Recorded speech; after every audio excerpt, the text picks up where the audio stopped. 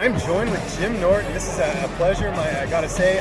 Jim, congrats on the podcast. Thank you. Unfiltered, it's going really well. How did this sort of all come about, you getting to do the podcast with Matt Serra? Dana had called me years ago and said that he's like, I'd love to work with you someday. Yeah. This is probably 2010. Yeah. And then like one day I just get a random call from him. That's how he does things. Yeah. He's like, hey man, do you want to do a podcast with Matt Serra? It was totally out of the blue. I had no idea it was happening. Yeah. And I just said, yeah. And they sent the contract over. I mean, he's a very blunt, you know what I mean? If you say I'll think about it, they're going to get somebody else. So it was just basically a phone call and I said yes to it. And one of the things that people say is that you and Matt Serra have really good chemistry. Yeah. How long have you known Matt as far as being able to develop that chemistry? I've known him for a few years, on and off. I would see him. He's done the radio show when I was doing Opie and Anthony in the morning. He would come on. Yeah. So we knew each other casually, but we had never hung out a lot. But for some people, you just click with them. Yeah. And Matt's really just a regular dude, and he's funny. So it was easy. Talking to Matt Serra was really easy. Now, it's obviously tough doing a podcast in this day and age because everyone has a podcast. How do you guys sort of try and make yourself different from some of the other podcasts out there? We're ourselves. Yeah. You know what I mean? I think that's all you can do. One of the reasons Rogan is so successful, he's himself. Yeah. And all you can do is just bring what you have and hope people don't think it sucks. Yeah. So Matt is Matt and I'm me.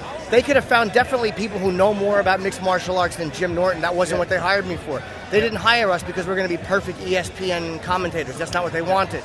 Yeah. So I think all you can do is be yourself, and you hope that it resonates with people. If you're trying to be something else, that's when your podcast is going to shit the bed. And I know the podcast is fairly new, but are you seeing a crossover in your comedy shows with MMA fans coming out because of the podcast? Not yet, but I haven't booked a lot of dates. My tour just finished up. Yeah. Hopefully the second half of my tour I will. We've only done like 6 episodes. Yeah, good stuff. And a lot of people are comparing your podcast to Fighter and the Kid, same sort of formula with a former fighter and a personality. Have you talked to Brian Callen at all about your podcast? No, it's funny. I've never heard their podcast. I like Brian. Yeah. Brendan, I don't know. Yeah. But people there's plenty of room for different podcasts with a comedian and a fighter. Yeah. But anybody that thinks that the concept was taken, it's like, come on.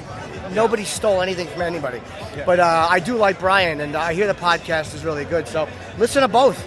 Stuff. And what are you doing here for International Fight Week? You going to all the cards? What do you I went last night. What did you think of Alvarez in the upset? It was amazing. I think I picked Dos Anjos. I stink at picking fights. I was happy that Derek Lewis won, but after the fight, I'm like, that's definitely Roy Nelson. I was wrong. Yeah. I'm never right about fights. Yeah. So, I'm looking forward to tonight, but tomorrow night is really, I'm happy for Mark Hunt. I kind of wish it was the main event, but Miesha Tate has earned being the main event, so I'm happy for her and Nunes as well. Last question for you here. Do you find that now doing this podcast, you're going to be more kind of paying a closer attention to MMA? I know you're a big fan, but you find that you're going to kind of more tune into it more because of the podcast? You have to, because you're talking about things, and here's what you have to learn how to do. Pronounce the fucking names. Yes. That's the hardest part. It's like, my brain is not geared to pronouncing all of these names, so it's like that's going to take a little bit of practice. But yeah, you start to focus on things. Like, it never occurred to me to take notes during a fight before, because I would just come as a fan. So now you watch, you got to take notes, you got to make certain talking points. It's a little different than just talking about it casually as a fan. But hopefully I'll get better at it. Social media, where can people get a hold of you, and any tour dates you got coming up you want to plug here? JimNorton.com for my tour dates, and just Jim Norton on Twitter, and just go to iTunes and download the podcast if you like it. Subscribe.